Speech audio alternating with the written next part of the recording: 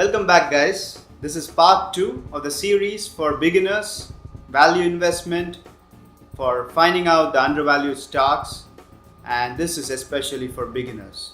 So if you are an expert or intermediate investor, you might want to skip through to a different video section that I have. I will later post the link to it here or here. So what is the process for choosing the right stock? So the first step here is make a list of all the companies that you really have encountered. You use a lot of products. Make an exhaustive list.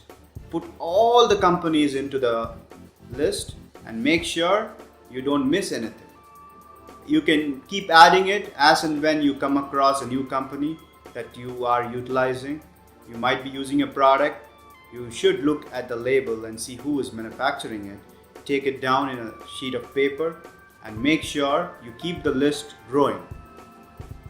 Now that you have a very big list, you have to drill down and find the public limited companies. Find out the companies that are actually listed on the stock market. A simple Google search should do the trick. All you have to do is take the company name and see if that company is listed. A Google search with a stock price would usually give you that immediately. All you have to do is search. Now you have a shorter list. Now you will have to take this and find out which company you can invest in. In the next video, I will tell you how you can identify the specific stocks that you should be including in your portfolio. Until then, bye-bye.